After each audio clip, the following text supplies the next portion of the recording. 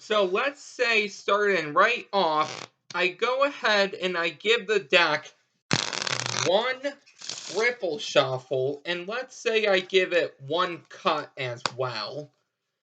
After I have done that, I would hand the cards over to the spectator and ask them to start dealing the cards down, one on top of the other. Now, the spectator can go ahead and deal cards from the middle, they can deal cards from the top, and they can also deal cards from the bottom. They can shuffle the cards as well and then deal as many as they would like and then just stop once they're done. After they have finished dealing as many cards as they would like, they would take the rest of the cards and put them away. And with the packet of cards they actually dealt, they would pick up these cards and they would deal 4 piles just like this until they were all out of cards. And I would explain to the spectator the deck was shuffled, the deck was cut, you started dealing the cards, and you did this as much as you wanted from anywhere in the deck, and then you stopped, and you picked up the pile you dealt, and you went ahead and you just dealt 4 piles. How about you go ahead and look at the top card on each pile? And when the spectator does that, they're going to see the ace of diamonds, the ace of hearts, the ace of clubs, and the ace of spades. So, that is today's trick. If you would like to learn how to do this, make sure to stick around for the tutorial. Before I actually go into the tutorial, I'm going to go ahead and do the next deck review. So,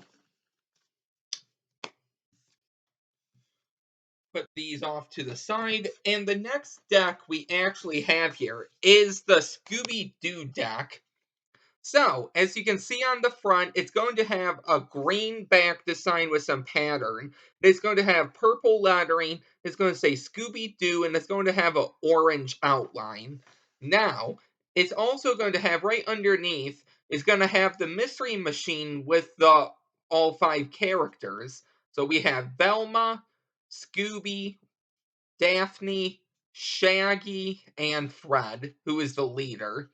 And then you can see it's going to say playing cards. And then it's also going to say actually, yeah, so it's going to have this. I think this is playing cards in Spanish, but I could be wrong. Okay, so this is all it's going to have. Now on top, that green design is going to carry over. It's going to say Scooby-Doo as well. And it's going to be the same logo as here. And this is also going to carry over to the one side. Okay, and it's also going to say playing cards. Then that same over here. And it's going to have that same logo. And this is going to go all the way around to the other side. So it's going to be a mirror image. Now at the bottom, it's going to have the barcode and some other ad copy.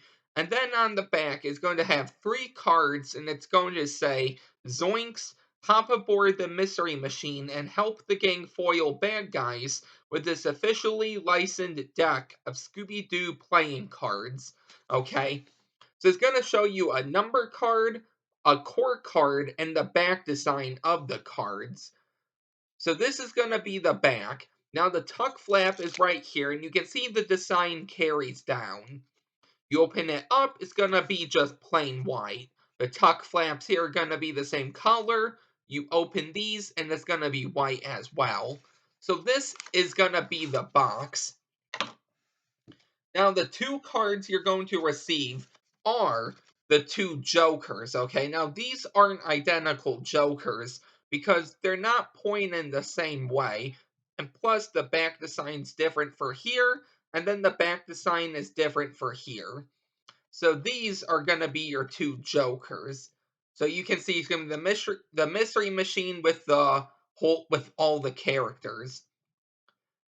Now, the back design of the cards is going to be like how it showed on the box right here. This one right here.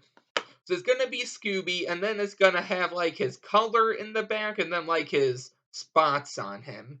So this is going to be the back design of the cards. Now going through the cards, a lot of the cards actually repeat themselves, okay? So starting right off, you're going to have Fred right here. And then you're going to move right into Shaggy and Scooby.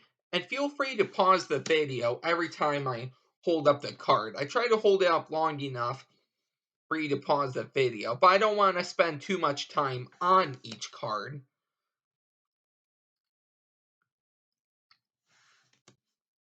So you're actually going to see all of the characters a lot throughout here, except Daphne. She's only going to come once or twice. So you can see 9 Scoobies, and for each of the 9s, it is going to be 9 Scoobies. So I don't know if that's something to do with the show, but if you know Scooby-Doo really well, you can let me know if the 9 Scooby lives on each of the 9s has something to do with the show. So you're going to see it's going to have stuff from the show, but each one is going to be different here for the numbers, not for the quartz.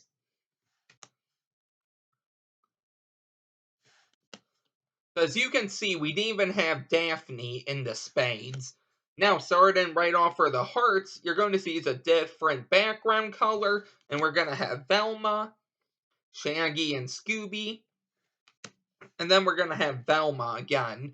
And notice how on the top and bottom is going to have that Scooby-Doo logo for each one. And then they're going to show you each of the characters just like this, so you can get a better look at them. So here's the 9, and there's the 9 Scoobies again.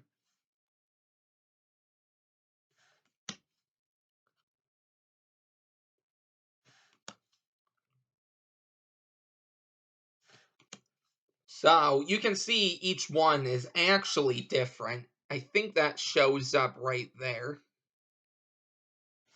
Okay, nice. So we can see the 3 knights right here, and the only card Daphne's actually on is the Ace of Clubs. I don't know why, but that's the only card.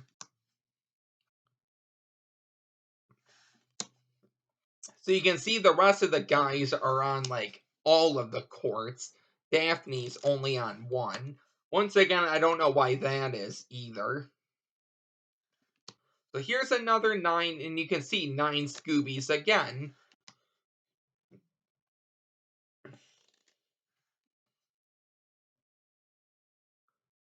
So if I am going too fast, don't forget that you can pause the video to look at these. I'm trying to hold it up long enough and also in frame.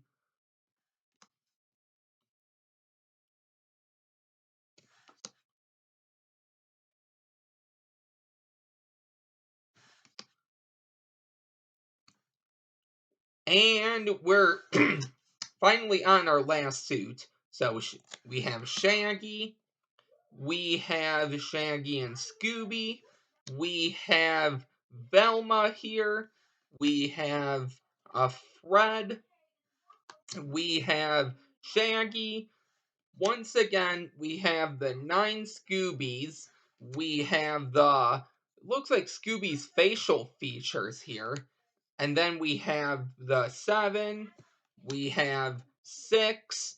We have 5. We have 4. We have 3. And last but not least, we have the last one for 2. So these were all of the Scooby-Doo cards. I hope you really enjoyed this little deck review. These are some pretty nice cards, especially if you're a fan of Scooby-Doo. Okay, I wouldn't use them for Magic, but they are a very nice collector's deck. So let's go ahead and get straight into this deck review here, or actually how to do the trick I just did. So, the deck I actually am using for this video is the Canis Lupus deck by Card Mechanic. I think I have a whole review on these, but if I don't have a review, you will see that in the description because all of my deck reviews are like the first one in the description. So if I don't have a deck review on this deck and you would like a deck review, just let me know down in the comments and I can go ahead and record that for you. But for this trick, this is so easy. You're going to start off by taking out any four of a kind. Now, I use aces, but you don't have to. And I'm also going to show you one more way you can do this at the end. Totally impromptu, okay? So, the four aces, I'm going to leave face up on top of the deck. Now, of course, they would be face down, but this is going to be face up. So, starting right off here, you can do any false shuffles and false cuts you would like. What I actually did was a riffle shuffle, okay, except I kept a top stack on top of the deck. When I shuffled, I just ended last with the four aces, okay, then a big stack like that. And then I just did a really nice false cut in the hands, which I will link down below. You can do any false cut. Just keep the top cards in check there on top of the deck. So after you have shuffled, you're going to hand the deck over to the spectator and have them start dealing the cards one on one like this, one on top of the other. And actually, after they get past the four cards, I have them go a few more, so about 3 or 4, and then I explain that they can shuffle the rest of the cards in their hands, and then they can deal from the top of the deck, they can deal from the middle of the deck, and they can deal from the bottom of the deck as well. So you just want to get past those 4 cards, then I would say a few more, not to make it suspicious any. And then they can deal right from the middle as well. And after they have dealt those 4 cards, and then a few left, and they're done dealing wherever they want, you explain that they can stop whenever they want, take the rest of the cards and put them aside. After they've done that, they're going to pick up the stack in their hand. They're going to deal 4 piles like this. Okay, so you want them to go one way. You don't want them to go ahead and actually skip any orders. Because if you look, you're going to see the 4 aces are right here. So then all you have to do is you can explain the trick. The deck was shuffled, it was cut, you started dealing the cards down, you shuffled them, you dealt anywhere you wanted, and you stopped whenever you wanted. And then you picked up that pile and you dealt 4 piles like this. How about you look at the top card on each pile? And when they do that, they're going to see there are the 4 aces, just like that. And then you can get into a really nice trick using a 4 of a kind. And I'm actually going to leave a few videos down below going over a few 4 of a kind tricks in case you want to check those out, because those are really good. So that was the trick. I'm going to go over this one more time, just so you have it down. And I'm also, at the same time, going to teach you a totally impromptu way of doing this. So I'm not actually going to teach you any of the slides, because I'm going to link them down below, but I will walk you through another way you can do this. So let's say the deck is shuffled like this, and you have 4 cards selected, whether you have one person taking 4 cards, or 4 people taking 1 card each, it doesn't matter. So we have the Queen of Spades, the 7 of Clubs, the 2 of Diamonds, and the 4 of Hearts. What you can do, there's 2 ways you can do this. I'm going to show you both ways. The first thing you can do is using any series of controls you would like, or the overhand shuffle, because that's my favorite way of controlling cards. You can control these cards to the top of the deck, and then once they're on top, you can go ahead and go straight into the trick itself. so they can deal down the cards and then deal the 4 piles. Or if you have some hecklers here, what you can do is using any set of card controls. I prefer the overhand shuffle again. You're going to control these cards to positions 5, 6, 7, and 8. There's going to be 4 cards on top of them, like this. Okay? Any way you want to. You could even do the Marlowe tilt and the KM move if you could incorporate that somehow. And I will go ahead and leave those tutorials down below in case you want to check those out. So the Marlowe tilt and the KM move. But once you actually have the cards in the positions 5, 6, 7, 8, and you have 4 cards on top of them, what I like to do is I like to show the first, second, third, and fourth card just to clarify that their card isn't on top. And they can also see that their card isn't on top either, okay? So it's going to be a win-win for you both. They see their card isn't on top, and you know you did the move right. But now that the cards are on top, they can go ahead and they can start dealing in a pile, 1 card on top of the other.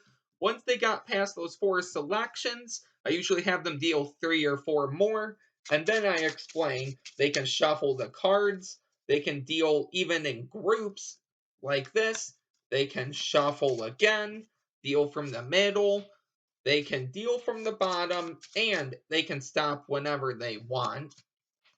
Once they've done that, they're going to take the rest of the cards in their hands and put them aside. Now, with this pile on the table, they're going to pick it up and they're going to deal 4 piles like this. And every time, if you do this right, this trick is going to work just like this. So the cards would be face down, and you can explain. Deck was shuffled, deck was cut. You saw your cards weren't near the top, so you started dealing into a pile, you shuffled, you stopped whenever you wanted, you then dealt 4 piles, and how about you take a look at the top card of each pile. And when they do that, they're going to see all 4 cards, just like that. So that was the trick for today. I hope you really enjoyed this one. Not a very hard trick at all. So you have a way of doing this impromptu, and you can go ahead and do this with a setup. And now that I think about it, there actually is one more way you can do this. I'm not going to teach it, but I will go ahead and leave it down below in the description in case you want to go ahead and learn it. So let's say we want to go ahead and